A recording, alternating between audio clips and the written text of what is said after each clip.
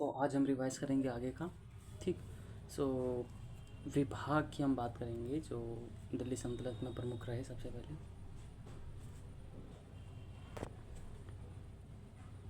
जो पहला विभाग है दीवाने। ठीक है, हम दीवाने से आगे मुस्तखान या कोही रहेगा। सो दीवाने फर्स्ट है। दीवाने मुस्तखराज जो वित्त विभाग है। कोही कृषि विभाग। अर्ज सैन्य विभाग। बंदगान दास विभाग। इन सब के पहले दीवाने हैं, जैसे दीवाने बंदगान। और बंदगान से थोड़ा मिलता जुलता है दस्तार। ये क्या है? दस्तारे बदान। ये धर्मगुरु समूह है। फिर से दीवाने शालू है। दीवाने ईशा जो है पत्र विभाग। फिर बरीद जो गुप्तचर विभाग। काजी जो न्याय विभाग। अब इसके बाद दिल्ली सल्तनत के बाद बाबर आएगा, लेकिन हम विजयनगर को पढ़ेंगे पहले। जो तुगलक वंश में मोहम्मद बिन तुगलक के समय विजयनगर 1336 और 1347 में ब्राह्मणी अलग हुआ था। ठीक है। तो विजयनगर में जिसकी कैपिटल हम्पी थी, जिस कैपिटल हम्पी थी जो तुंगभद्रा नदी के किनारे था। तेलुगु भाषा बोली जाती थी और यहाँ की मुद्रा थी पैगोडा। तो इसमें 4 वंश आए विजयनगर में। संगम वंश, शालू वंश, तुलु वंश, अवीडू वंश, संगम वंश। ठीक। तो अभी हम पढ़ेंगे जिसकी स्टार्ट करी थी हरियर और बुक्का ने। ठीक। तो हरियर बुक्का को थोड़ी फिर हम शालू वंश पे जाते हैं। पहले का रिवाइज करेंगे शालू वंश। ठीक नहीं, संगम वंश का ही रहेगा। संगम जो हरियर और बुक्का जो यहाँ के पहले शासक थे, उसको मोहम्मद बिन तुगलक ने बंदी बना लिया था, उस पर कब्जा करा। लेकिन ये सब उन्होंने कहा कि यहाँ पे जाके इस्लाम कबूल करो। उन्होंने कर लिया। वापस आके यहाँ पे मोहम्मद शाह तुगलक को एक तरीके से धोखा दे दिया। वहाँ पे इस्लाम कबूल कर रहे थे, यहाँ पे अपने गुरु विद्याधर के लाके वापस हिंदू धर्म में, सनातन धर्म में कन्वर्ट हो गए। और यहीं से फिर विजयनगर नाम पड़ा। विद्याधर, हरियर और बुक्का दोनों भाई थे सबसे पहला। और एक और यहीं से संगम डायनेस्टी का नाम चालू हुआ। संगम कौन था? संगम हरियर और बुक्का के पिता थे। ठीक है। सबसे पहला है हरियर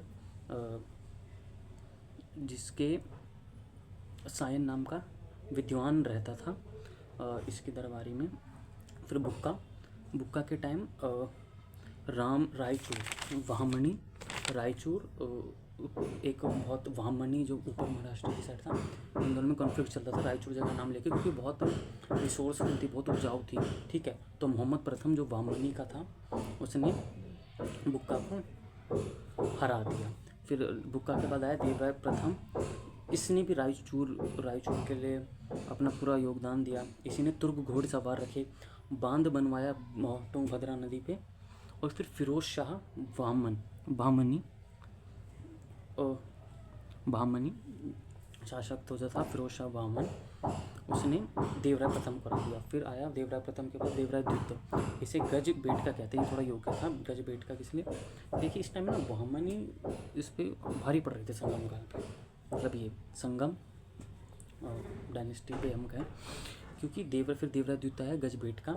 ये हाथी को मारते इसलिए इसका नाम रखा है। ये अपने जब सोता था गीता कुरान अपने साथ लेके सोता था, इसने भी श्रीलंका पे हमला कर दिया। और देवराय द्वितीय है जिसे गज बेटका कहा गया। इसी के दरबार में था, फारस से था जो इराक कहते हैं। अब्दुल रज़ाक नाम का एक विद्वान था जिसने मक्का ए सरील रखी। ठीक है, मक्का ए सरील। और कंप्लीट इसको चेक कर लेना। फिर देवराय द्वितीय के बाद है मल्लिकार्जुन जिसे प्रौढ़देव राय कहा गया। फिर मल्लिकार्जुन के बाद है सालूफ नरसिंह। देखो सालूफ नरसिंह कौन है? जो मल्लिकार्जुन के टाइम था प्रौढ़देव राय। फिर उसकी हत्या के बाद सालूफ नरसिंह ने अपनी डायनेस्टी रखी, सालूव वंश। तो इसका प्रथम है सालूव नरसिंह और इसका लास्ट है इमाडी को हराया तुलुव ने। फिर तुलुव वंश के इमाडी को मारा।